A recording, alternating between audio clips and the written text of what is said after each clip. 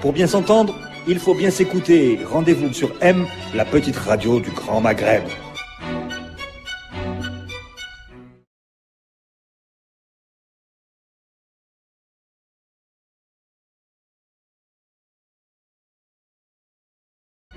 Bonjour à vous tous, merci de nous retrouver pour cette dernière. Et oui, c'est la dernière de l'année 2014.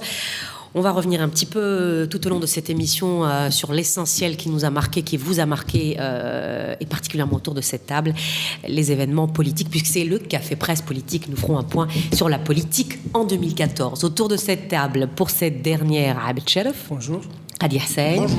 Abdelkarim Ghazali. Bonjour. Saïd Jafar. Bonjour. Et Khaled Drani. Bonjour. Bonjour messieurs. Alors, je ne vais pas aller par 36 chemins. Je vais vous demander, je sais que ça va être un exercice un peu difficile ce matin, mais je vais vous demander de me résumer 2014 en un mot. Abed. L'humiliation, la grande humiliation. Ça fait 2, ça fait 3 avec L'. Une année passionnante, elle a donné lieu à la naissance du CPP. Ouais. On avait dit un mot. Daesh. Avertissement. Décevante. Mais on reste optimiste autour de cette table, n'est-ce pas? Oui, absolument. On n'a pas le choix. Bon. Je vais vous demander encore cette fois de nous expliquer ou de nous dire un peu ce qui vous a marqué comme événement en 2014, avant de faire le point politique. Le même tour de table, Abed. Comment la classe politique qui est au pouvoir, comment elle s'est écrasée face au 4e mandat. Pour rester dans la veine de 2014, toujours pas d'accord avec Abed Cheref. Pour moi, l'événement que je retiens de 2014, c'est le 10 juin 2014. C'est la réunion des Héraldas où pour la première fois, l'opposition se réunit quasiment en entier. Tu viens de l'inventer parce que tu l'as entendu parler? Non, je pensais à ça. C'est incroyable. Hein. C'est un événement positif et c'est à mon avis... Voilà. C'est un événement très positif et qui va baliser l'avenir. Et jusqu'à la dernière minute, en opposition avec Abed Cheref. Abdelkarim. Je crois que c'est la Tunisie qui a réussi sa transition douce par rapport à ce qui s'est passé dans d'autres pays arabes qui ont tenté ce qu'on appelle le printemps arabe. Alors, Rabdaya et la mutinerie des policiers, ça fait une bonne synthèse de l'Algérie de 2014. L'Algérie qui a un Premier ministre qui s'appelle Abdelmalek Sellel. Autour de cette table, je crois que c'est celui qui a vu le plus juste, si ma mémoire est bonne. Hein. Au moment où tout le monde se posait la question, replongez-vous un petit peu dans cette ambiance de l'élection présidentielle, de l'avant, du pendant, avant le juste après. Non, enfin, il y a une partie... celui qui a fait le plus juste, tu n'as pas cité le nom. Hein, J'ai dit Abed Cheref. Ah, quand même, d'accord. Oui. Ok. Non, en fait, on a commencé à nous voir dans le Café Presse en février. Avant l'annonce de la candidature de Bouteflika au début février. Mais au bout de 3 émissions, il y a eu le fameux 22 février où M. Sellel nous a annoncé la candidature à partir d'Oran. Et donc il n'y a pas eu beaucoup de suspense. Il y a eu 3 émissions où on se posait la question est-ce qu'il va y aller, est-ce qu'il ne va pas y aller, en étant plus ou moins convaincu qu'il finirait par y aller parce que c'était quand même la dominante et que tout le monde était en train de l'appeler. Donc voilà, c'est vrai que c'est ce qui a dominé l'année. On ne s'attendait pas. Enfin, Abed a dit que ce qui marquait 2014, c'est l'humiliation. C'est vrai que il ne s'est rien passé après qui puisse contrebalancer cette humiliation, parce que je partage le mot quand même. Il ne s'est rien passé, sauf, moi j'ai voulu retenir le 10 juin, parce que le 10 juin, c'est là une promesse de sortie par le haut. Voilà. Mais l'année a été totalement rythmée par cette candidature qui nous a traîné par le fond. Hein. Voilà. Enfin, je crois que le 4e mandat, ça a été l'événement, le très grand événement, parce que tout ce qui s'est fait depuis l'été 2013, depuis un an avant, depuis l'accident, l'AVC du président Bouteflika, tout ce qui s'est fait jusqu'à l'élection, un an plus tard, s'est fait en fonction de la prochaine élection. Et depuis le début du 4e mandat, tout ce qui se fait, c'est comment gérer le 4e mandat. Et donc, on a un pays qui a complètement oublié ce que c'est que la politique, ce que c'est que l'économie, ce que c'est que la prospective, ce que c'est que la gestion d'un pays. on est focalisé sur ça. C'est le quatrième mandat qui est au centre de notre vie. Or, c'est un acte que, personnellement, là je dis les choses de manière très personnelle, j'ai ressenti ça comme une très grande humiliation.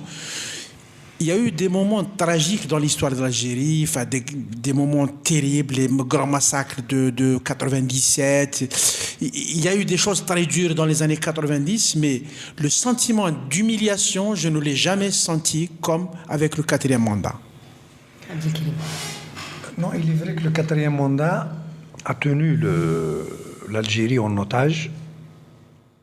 C'est une année où toute l'Algérie est l'otage d'ambitions personnelles, de calculs égoïstes d'un clan du pouvoir et de ses alliés dans le secteur économique qui ont profité de la manne, oubliant les véritables défis du pays. Aujourd'hui, on est en train de payer la facture de ces calculs égoïstes, claniques et politiciens. Depuis pratiquement 2008-2009, les analystes tirent la sonnette d'alarme par rapport aux conséquences éventuelles d'une crise économique mondiale sur les prix du pétrole. Lorsque l'économie a ralenti, il est tout à fait normal que le moteur de cette économie peut aussi ralentir, à savoir les prix du pétrole. C'est-à-dire, c'était prévisible. Au lieu de focaliser l'attention sur ces risques et d'engager des politiques préventives, on a préféré focaliser l'attention sur une personne qui a été sacralisée et dont l'élection serait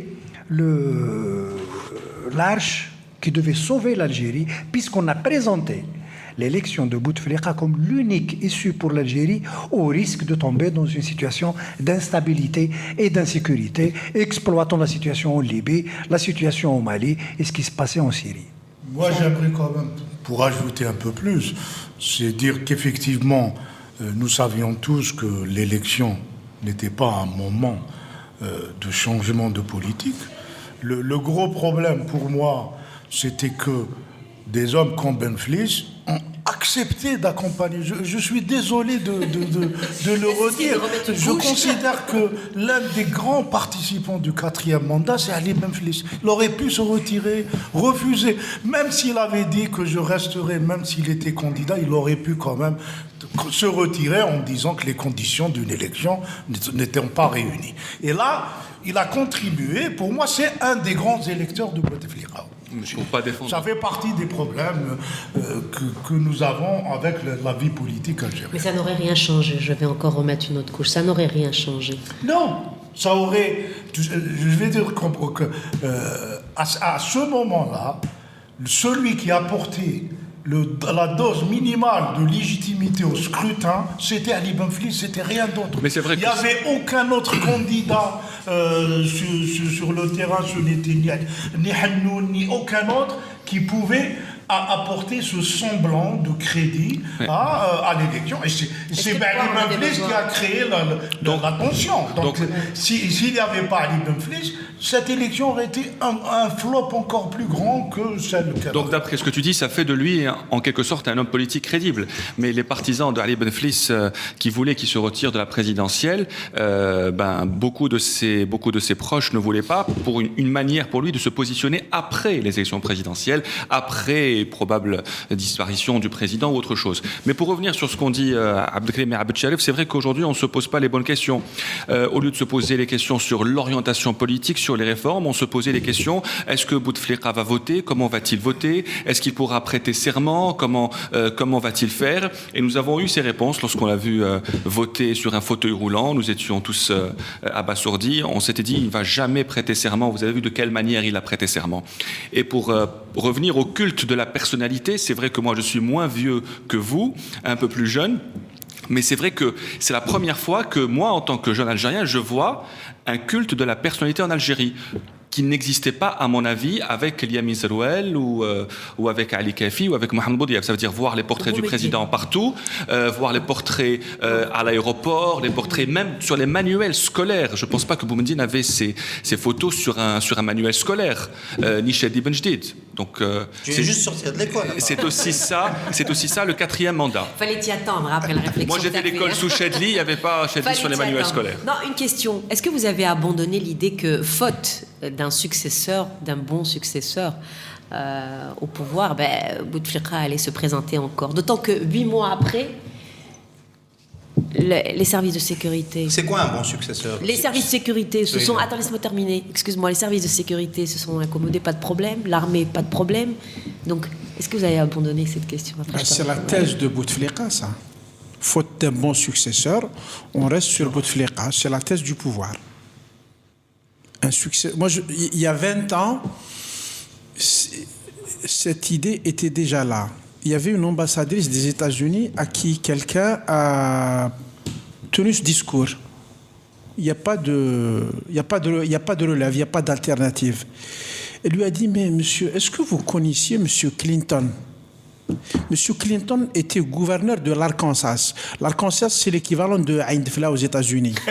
Donc, le président de la PW d'Ain Dfla. Avec des femmes. Et un système prend en charge cet homme, il en fait un grand chef d'État. Un pays crée des hommes politiques, il crée des présidents. Et à mon avis, c'est la plus grande condamnation de l'ère Bouteflika, l'idée de dire qu'il n'y a pas d'alternative. C'était pas ça ma question, Abed.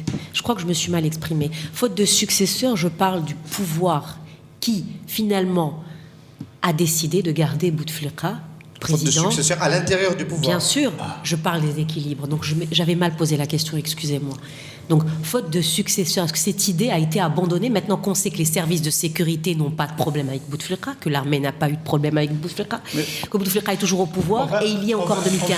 C'était ça la question. En fait, ça veut dire que à l'intérieur du pouvoir, il n'y a plus de pôle dominant qui puisse imposer que ce soit le choix des hommes ou le choix des caps. Donc, il y a ce qu'on appelle, on est dans une impasse à l'intérieur du régime qui a été résolue par on ne change rien, on le maintient comme ça. C'est-à-dire, il y a une difficulté, personne n'est en mesure de dire voilà le cap, et donc on reste comme on ne change rien du tout. Non, mais quand tu dis les services de sécurité s'accommodent, c'est comme si à un moment donné, ils ne se sont pas accommodés. Oui. Non? Non, finalement. C'est faux, c'est faux. Dès le départ, ils se sont... c'est leur candidat. Il ne faut pas oublier que c'est leur candidat en 99. Il y a un deal qui a été passé. À un moment donné, ils ont pensé que vu l'état de santé du président Bouteflika, il valait mieux qu'il parte. Lui, il a dit non, je reste. Bon, il reste. C'est tout. Il y a eu des candidats à l'intérieur du pouvoir. Le clan Bouteflika les a éliminés les uns après les autres. Méthodiquement, durant les années, il y en a eu au début, Ali Ben Fliss dès 2004, dès la fin du premier mandat. Ahmedou Yahya a eu des ambitions, tout le monde le sait, des ambitions présidentielles, il en a toujours d'ailleurs. C'est des sous-ambitions. Des sous-ambitions, on peut être d'accord sur l'expression. Belkhadem, qui était un serviteur loyal du président, avait aussi, en s'emparant du FLN, des ambitions. Abdelmalek Seller, qui s'est toujours défendu d'avoir cette ambition, n'en pensait pas moins, en dépit de tout ce qu'il a pu dire. Et donc, il y a eu à chaque fois des candidats. Le clan présidentiel s'est toujours assuré pour éliminer d'une façon ou d'une autre ces candidats. Donc, et par finir, il s'est arrangé pour imposer la continuité, et il a réussi à le faire parce qu'il a affaibli le contre-pouvoir, entre guillemets, à l'intérieur du pouvoir, qui est l'armée et le DRS. Il a réussi à faire en sorte que ce contre-pouvoir ne puisse plus arbitrer comme il le faisait auparavant. Donc, en fin de compte, ce qu'a dit Abd au début était valable, parce que le système ne fabrique plus de présidentiables, que ce soit en son sein ou en dehors du système lui-même. Pourquoi? Parce qu'à mon sens, il y a cette médiocratie qui s'est installée, donc on a décidé d'éliminer tous les concurrents potentiels, notamment au sein du système. Ce qu'a essayé d'expliquer Ihsan, à travers les personnes qui sont au sein du sérail, mais pas seulement, ceux aussi qui sont dans la périphérie du système. ceux qui ont un pied en dehors du système et qui étaient présidentiables aux yeux de certains clans du pouvoir ou certains... Enfin, ils sont dans l'establishment, parce que même Clinton ou des candidats à la présidence américaine ne sont pas forcément des personnalités importantes, ou du moins dans la vitrine des républicains ou des démocrates, mais ils sont dans l'establishment, ils restent dans l'establishment. Je crois que le système lui-même s'est vidé lui-même des candidats potentiels pour que Bouteflika reste le seul candidat possible. Je vais utiliser une image d'Assi Abdelhamid Mehri, Allah yarhamou. Quand tu cherches dans une basse-cour, tu peux avoir que des poules, au mieux tu as des coqs. Mais si on cherche des hommes politiques, il faut chercher ailleurs. Il faut chercher dans la vie politique, créer une vie politique qui va créer les hommes politiques qu'il faut, voilà, une nouvelle génération. La question qui s'est posée, peut-être, Yelouken, une seule fois, on va dire peut-être pas autour de cette table, même au début, c'est est-ce que Bouteflika n'a pas pensé à un moment vouloir se retirer, ne pas vouloir se présenter et qu'il a été obligé de le faire? On est d'accord. Non. 8 mois après, non. Par contre, on peut retenir quand même de tout cet épisode-là que Ammar Saadani a ouvert les grands débats politiques en Algérie et qu'on lui renaît au moins ça, en attaquant aussi frontalement le DRS. Il a bousculé toutes les lignes rouges. C'est pour ça que le CPP existe aussi. Hein. On peut remercier Ammar Saadani. Fais-le toi-même.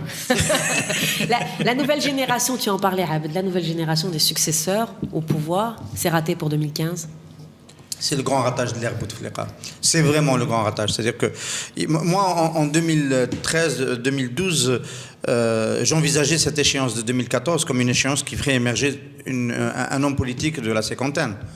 Et j'avoue que j'ai suggéré à des chefs de partis politiques dont je ne partage pas du tout le point de vue. Je vais raconter une histoire en 2 mots.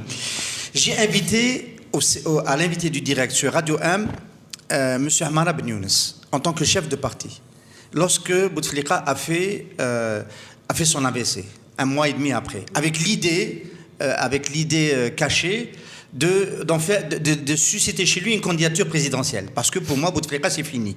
Et donc je me dis, s'il y a des gens de la génération Amara Ben Younes, dont je ne partage pas, encore une fois, le point de vue politique, qui se présentent, qui prend le flambeau, qui dit « je suis candidat dans la mouvance dominante, etc. » C'est bien, ça ouvre un nouveau champ politique avec une nouvelle génération. Et d'autres candidats d'un autre genre qui portent d'autres idées vont venir dans cette tranche-là.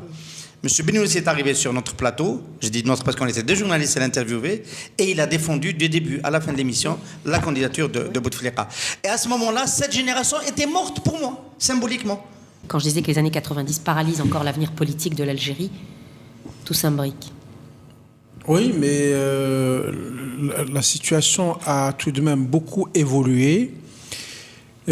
L'Algérie a abandonné l'idée d'éliminer totalement le terrorisme. L'Algérie va vivre avec, elle va le gérer et le contenir dans un seuil supportable. L'important, c'est que ça ne détruise pas les grands équilibres du pays, que ça ne... Et puis, il faudra peut-être 10, 15 ans pour grignoter ces espaces qui sont encore occupés par le terrorisme. Moi, je pense qu'on est dans cette logique-là et le pays s'y fait. Donc le terrorisme restera résiduel, comme a dit Ahmed Yahya, c'est ça? Est-ce qu'il est résiduel? Alors, moi, ma position, parce que j'ai cru entendre ma voix dans ce rappel de la situation en Kabylie, d'Abdelmalek Troudkel, qui est toujours à la tête de l'ACMI. Moi, j'ai un parent qui a occupé de hautes responsabilités en 63-65 en Kabylie, au moment de la crise FLN-FFS, la dissidence FFS. Et ce parent m'expliquait qu'à chaque fois qu'il y avait une tentative de négociation pour essayer de faire avancer une solution politique, les bataillons de l'ANP, à l'époque c'était pas organisé comme aujourd'hui, mais les bataillons de l'ANP faisaient une provocation pour essayer de traquer les militants du FFS, et il y avait à nouveau du sang qui coulait et ça retardait la solution politique. Et la Kabylie est devenue un point de fixation où on avait besoin de l'armée pour maintenir la sécurité, etc. Donc le système, entre guillemets, de l'époque, on était dans un conflit entre Bembella et Boumediene, il faut bien se rappeler dans le contexte, et ça a débouché sur le coup d'État. L'armée avait besoin de se déployer sur le terrain pour rester politiquement importante. Moi, je pense que l'armée a maintenu en Kabylie un point de fixation qui s'appelle l'AQMI, qui lui permet de justifier un rôle, de grandir la menace sécuritaire, etc., pour continuer à peser politiquement, pour continuer à acheter beaucoup d'équipements, pour continuer toute une série de choses. C'est de ma lecture de l'histoire, de ma lecture de mon expérience personnelle, ce qui s'est passé. Sauf qu'à un moment donné, ce jeu-là, ça peut devenir dangereux, ça peut déraper.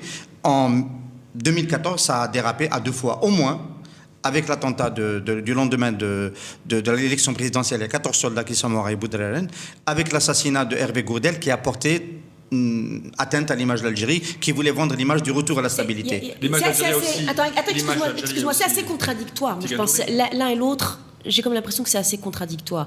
Maintenir une insécurité en région et ça déborde. Il y a une espèce de contradiction comme ça que j'ai du mal à comprendre.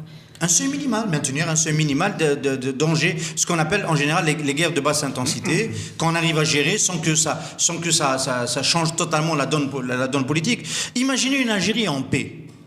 Il y a le lien avec la police qui a fait manifester.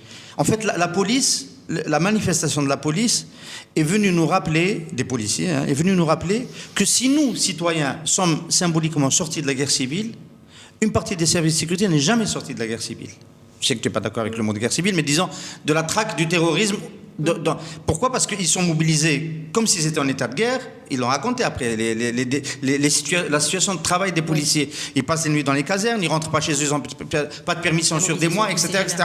Eux, ils sont toujours dans les années 90. Peut-être qu'ils ne meurent pas. Dieu merci, dans cette proportion-là, on se rappelle des attentats terribles des années 90, mais en termes de contraintes, c'est la même chose. Et on s'est rendu compte brutalement qu'en fait, eux n'en sont toujours pas sortis. Alors, en fait, ce qu'on peut observer en réalité, que personnellement, je pense qu'ils n'ont pas réellement besoin de maintenir une fixation en Kabylie. Il y a suffisamment de problèmes aux frontières, la Libye, le Mali, etc., pour trouver de la légitimation à des affectations budgétaires importantes. Bon, ça c'est un fait. Mais le vrai signal, ça a été bien la mutinerie des policiers. C'est là où on comprend que le gros du problème, c'est qu'on gère le pays, on gère les conflits sociaux, les conflits politiques, par les moyens sécuritaires. Et ça c'est, le risque est permanent d'un dérapage où ceux qui sont chargés de maintenir l'ordre, à un moment ou à un autre, se rebellent eux-mêmes. Alors, on termine l'année 2014, et je pense bien qu'on n'en saura pas grand-chose là-dessus, finalement. On n'en saura rien du tout. On n'a pas compris ce qui s'est passé. À propos de quoi ? À propos de la manifestation des policiers. Non, moi, ce que je constate, c'est que l'armée, les services de sécurité sont, comme l'a signalé un homme politique, Hamrouche pour ne pas le citer, sont sous pression depuis plus de 20 ans. Ils sont en état d'alerte depuis plus de 20 ans. Ça donne une pression qui n'est plus supportable. Aucun corps ne peut vivre une contrainte pareille. La deuxième chose, c'est que dans les pays qui ont vécu des mouvements, qui ont subi l'action de mouvements terroristes, les groupes, les institutions qui luttent contre le terrorisme constituent un problème à un moment donné. À la fin de l'action terroriste, à la fin de la guerre civile, quand on réussit à vaincre le terrorisme, on se rend compte qu'il y a un fardeau à porter. Les gardes communaux, les patriotes, une partie de l'armée, les services de sécurité, avec ce qui s'est passé à Ghardaïa, parce que ces gens-là se considèrent vaguement comme légitimes, parce qu'ils ont gagné la guerre. Ils ont fait la guerre, ils l'ont subie. Ils ont beaucoup de victimes. Et puis, ils se rendent compte que finalement, la force, ça permet d'accéder à certaines choses. Et donc, ils s'imposent. Les schémas sont nombreux, c'est la jonction entre l'armée et l'argent, entre les milices et l'argent, etc. Et nous, on est l'Algérie, et dans un schéma qui est très classique, ça n'a rien d'extraordinaire. Tu as la Colombie, les pays sud-américains qui ont vécu ce type de phénomène ont tous débouché sur cette espèce d'alliance argent, groupes armés, mafia, c'est un monde glauque, et on essaye finalement de détricoter tout ça pour comprendre où on en est. Je ne sais pas si vous vous souvenez quand même, mais c'est quand même terrible, c'est inédit, c'est rentré dans l'histoire contemporaine de l'Algérie, cette manifestation des policiers arrivés jusqu'à la présidence. Je vous rappelle quand même que Hamel, on ne l'a plus entendu. Les policiers sont rentrés dans leur caserne. Bouteflika, pas un mot là-dessus. Quand je disais on n'en dira rien, 2014 c'est terminé, on n'en saura sans doute rien du tout. Ça reste quand même une question, une grande question posée, et il n'y a pas de réponse. Avec lequel Ihsan ne sera pas d'accord, en termes de gravité, cette mutinerie de la police est pour moi plus grave que les attentats qui ont eu lieu. Non, la mutinerie en elle-même est grave, c'est vrai. Mais les motivations de cette mutinerie, à mon sens, sont d'ordre professionnel et d'ordre salarial, sont plus. Si. À partir de juin. Ils ont obtenu ce qu'ils ont Je voulu. termine. À partir de juin 2014, oui. À partir de juin 2014, les prix du pétrole ont commencé à chuter de façon manifeste et la tendance lourde de cette baisse était prévisible au sein du syndicat virtuel des policiers. J'imagine qu'il y a des gens qui réfléchissent. Profitons de la situation avant qu'il soit trop tard. Maintenant, je termine. Les conséquences politiques de cette émeute, il est vrai qu'elles ont quand même fragilisé le Je note quand même que ce système. n'était pas une émeute, c'était une marche organisée. Pardon, je parle de la mutinerie. Pardon. C'était pas une émeute. Moi, je ne suis pas d'accord pour dire que c'était une simple revendication professionnelle. Il faut se rappeler que le mouvement a été déclenché à Ghardaïa, où les policiers avaient un travail de rétablissement de l'ordre qui a duré une année sans y parvenir. Hein. Et ils avaient un problème avec les informations qui sortaient, de respect de la norme légale. C'est-à-dire, c'est ça le problème de sortie d'une situation d'exception pour revenir à une situation de norme. L'Algérie a connu durant les années 90 une sortie de l'ordre constitutionnel, de l'ordre légal, des pratiques très dures, et revenir à la norme légale n'est pas une évidence pour ceux qui ont géré la chose. À Ghardaïa, les policiers ont commencé par rouspéter parce que on leur a dit vous devez respecter la loi. Il faut quand même le dire. Donc c'est une mutinerie qui n'est pas d'ordre syndical. Dans ce genre, il y a des faits politiques dans lesquels c'est pas la plateforme de revendication qui est importante à Ghardaïa, c'est ce qu'elle exprime. Elle est l'expression de quoi? Elle est l'expression d'une déliquescence telle que même un policier ne se rappelle plus qu'il est tenu à certaines choses. Comment il va faire respecter la loi? Oui, c'est cette expression qui m'inquiète. C'est pas la plateforme de revendication, il suffit d'une augmentation salariale pour régler le problème. Mais l'état de droit, rappeler à un policier qui n'a pas à engueuler un citoyen, mais qu'il doit lui le servir, c'est ça qui est important. Et le policier a oublié ça. Visiblement, il a oublié ça. Le président de la République qui veut changer la Constitution, on dit que c'est le premier magistrat, c'est le gardien de la Constitution. Il faudrait quand même qu'il respecte la Constitution. Il a oublié ça complètement. C'est quelque chose c'est la même expression dans les deux cas. Et donc c'est une question de mœurs, de culture, de tradition. De pratique politique. Une question et on passe à autre chose. En 2014, selon vous, qu'est-ce qui a terni l'image de l'Algérie? Est-ce que c'est l'assassinat d'Hervé Gourdel? Parce que je me souviens qu'on se posait la question des conséquences que ça de mon point de vue, depuis l'indépendance, aucun événement n'a terni l'Algérie comme le quatrième mandat. Jusqu'avant le quatrième mandat, l'Algérie était dans le fameux spécifique de tous les pays autoritaires arabes. Là, on est devenu une exception totale avec un quatrième mandat, un président absent qui est candidat. Enfin, je ne vais pas redérouler l'événement, mais c'est un cas unique. tout à fait unique, où on ne trouve pas de ressemblance ailleurs. Moi, je pense que l'assassinat, pire que l'assassinat de Hervé Gourdel, même si ça reste un assassinat, pire que ce qui s'est passé à Tigane, c'est l'image d'un président de la République assis sur un fauteuil qui reçoit des présidents, qui ne peut pas leur faire la conversation. Donc, ses invités lui parlent sans s'arrêter. Ils se font la conversation eux-mêmes. Il ne peut pas parler, il ne peut pas réagir. Il a un micro. C'est du jamais vu. Ça rappelle les années Bourguiba, peut-être à la fin de son mandat, mais je pense que c'est ce qui a été le plus humiliant. Hein, je crois que l'année 2014 a été marquée par l'affaiblissement inédit de l'État algérien. Je crois que l'État algérien n'a jamais été aussi faible qu'en 2014. On va toucher aux transferts sociaux. On termine l'année avec un discours qui revient un peu à la réalité. On redevient un peu réaliste, mais on n'est pas alarmiste encore.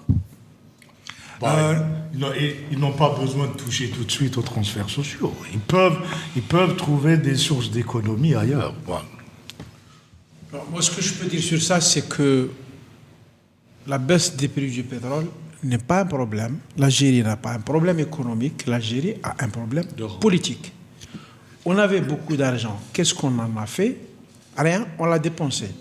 On aura moins d'argent. Bon, ça va. Quand on en a eu moins, on a tenté de réformer quand même. On a été plus intelligent quand on a eu moins d'argent. On a essayé de réfléchir, de faire l'effort nécessaire. Il y a la seule pensée politique provient de cette époque-là. Donc voilà, c'est pas un problème économique, c'est d'abord un problème politique. Non, la manne financière a permis d'acheter la paix sociale.